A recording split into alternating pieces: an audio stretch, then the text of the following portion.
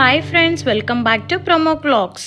ఈ రోజు వీడియోలో red velvet cake Valentine's day రోజు బయటికి వెళ్ళి కేక్స్ కొనుక్కోవడం కంటే మన ఇంట్లోనే ఇలా ఒక అందమైన కేక్ ని ఎలా తయారు చేసుకోవాలో చూద్దాం. ఫస్ట్ టైం మీరు మా ఛానల్ చూస్తున్నట్లయితే సబ్స్క్రైబ్ చేసి మమ్మల్ని సపోర్ట్ చేయండి. ముందుగా మిక్సింగ్ బౌల్ తీసుకొని అరకప్పు కాచి చల్లారిన పాలని తీసుకోవాలి. అలాగే 1 టేబుల్ స్పూన్ వెనిగర్ కూడా వేసి మిక్స్ చేసుకోవాలి. ఇలా బాగా మిక్స్ చేసుకోవాలండి. అప్పుడే మనకు పాలు విరిగి బటర్ మిల్క్ ఫామ్ అవుతాయి. ఇప్పుడు దీన్ని పక్కన పెట్టుకుందాం. షుగర్ పౌడర్ కోసం 1 కప్పు షుగర్ ని మిక్సీ జార్లోకి తీసుకొని ఫైన్ పౌడర్ గా చేసుకోవాలి. ఇలా షుగర్ ని ఫైన్ పౌడర్ గా చేసుకున్న తర్వాత మిక్సింగ్ బౌల్లోకి 1 కప్పు షుగర్ పౌడర్ ని తీసుకోవాలి. అలాగే 1/2 కప్పు పెరుగును కూడా తీసుకోవాలండి. ఫ్లేవర్ కోసం నేను ఇక్కడ 1 టీ స్పూన్ ఆరెంజ్ ఎసెన్స్ వాడుతున్నానండి. మీరు దీని ప్లేస్ లో వెనిలా, చాక్లెట్ ఏ ఎసెన్స్ అయినా యూస్ చేసుకోవచ్చండి. ఇప్పుడు వీటన్నిటిని విస్కర్ తో ఉండలు లేకుండా మిక్స్ చేసుకోవాలండి. ఇలా ఉండలు లేకుండా స్మూత్ గా వచ్చేంత వరకు మిక్స్ చేసుకోవాలి. ఇందులో 1/2 కప్పు రిఫైన్డ్ ఆయిల్ కూడా వేసుకొని బాగా మిక్స్ చేసుకోవాలి. ఇప్పుడు వీటన్నిటిని మిక్స్ చేసుకుందాం. ఇలా విస్కర్ తో 2 to 3 మినిట్స్ వరకు బాగా మొత్తం కలిసేంత వరకు మిక్స్ చేసుకోవాలి. ఇలా స్మూత్ కన్సిస్టెన్సీ వచ్చాక 1.5 కప్పు మైదా కూడా వేసుకోవాలండి. ఇక్కడ నేను రెడ్ ఫుడ్ కలర్ పౌడర్ ని 1/2 టేబుల్ స్పూన్ గా తీసుకున్నానండి. దీని ప్లేస్ లో మీరు లిక్విడ్ ఫుడ్ కలర్ కూడా యూస్ చేసుకోవచ్చు. ఇక్కడ ఒకే డైరెక్షన్ లో మిక్స్ చేసుకోవాలండి. విస్కర్ తో అయితే సర్క్యులర్ డైరెక్షన్ లోనే ఇక్కడ చూపిస్తున్న విధంగా మిక్స్ చేసుకోండి. విస్కర్ తో కాకుండా స్పాచులాతో మిక్స్ చేసుకోవాలనుకుంటే కట్ అండ్ ఫోల్డ్ మెథడ్ లో మిక్స్ చేసుకోవాలి. ఇలా మిక్స్ చేసుకున్న తర్వాత ముందుగా తీసి పెట్టుకున్న బటర్ మిల్క్ ని కొద్ది కొద్దిగా యాడ్ చేసుకుంటూ ఇలా మిక్స్ చేసుకోవాలి.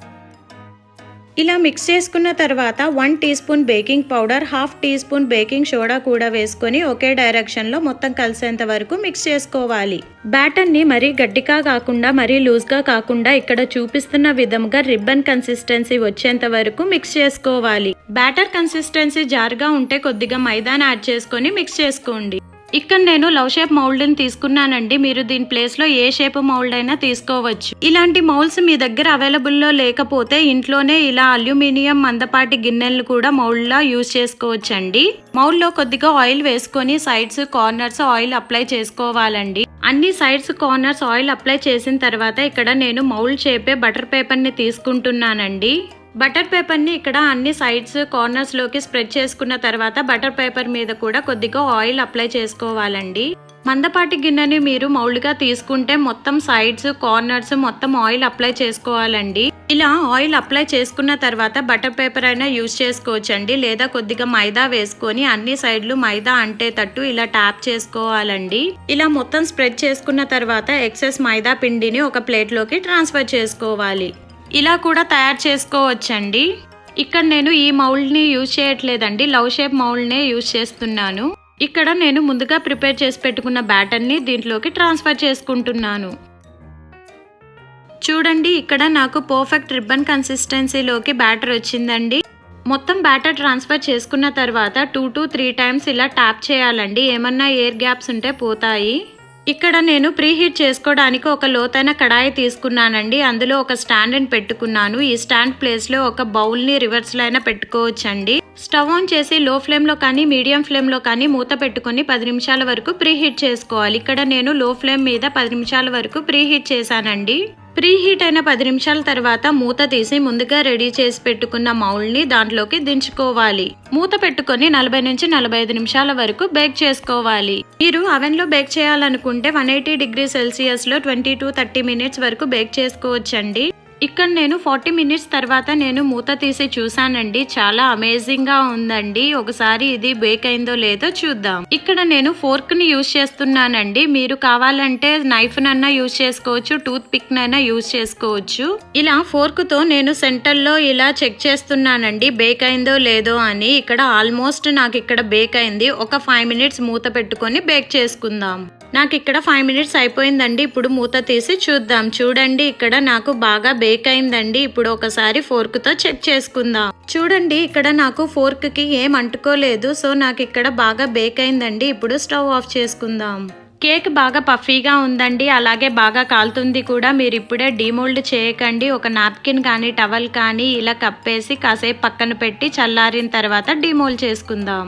కేక్ చల్లారే లోపు మనం ఇక్కడ విప్పింగ్ క్రీమ్ ఎలా తయారు చేసుకోవాలో చూద్దాం. మిక్సింగ్ బౌల్లో 1 కప్ విప్పింగ్ పౌడర్ ని తీసుకున్నానండి. విప్పింగ్ పౌడర్ ప్లేస్ లో విప్పింగ్ క్రీమ్ అయినా తీసుకోవచ్చండి. అలాగే 1/2 కప్ కాచి చల్లార్చిన పాలను కూడా తీసుకోవాలండి. విప్పింగ్ పౌడర్ మిల్క్ బాగా కలిసేంత వరకు ఉండలు లేకుండా బాగా కలుపుకోవాలండి. ఇక్కడ చూపిస్తున్న విధంగా ఇలా స్మూత్ గా ఉండలు లేకుండా బాగా కలుపుకోవాలి. ఇలా బాగా కలుపుకున్న తర్వాత 10-15 నిమిషాల వరకు డీప్ ఫ్రిడ్జ్ లో పెట్టుంచాలండి. డీప్ ఫ్రిడ్జ్ లో నుంచి నేను 10 నిమిషాల తర్వాత తీసానండి. చూడండి ఇక్కడ క్రీమ్ అనేది బాగా థిక్గా కూల్గా అయింది.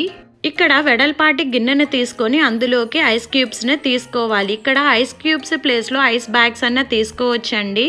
ఐస్ క్యూబ్స్ తీసుకున్న తర్వాత ఇప్పుడు ముందుగా తీసి పెట్టుకున్న విప్పింగ్ క్రీమ్ ని ఇందులోకి తీసుకుందాం.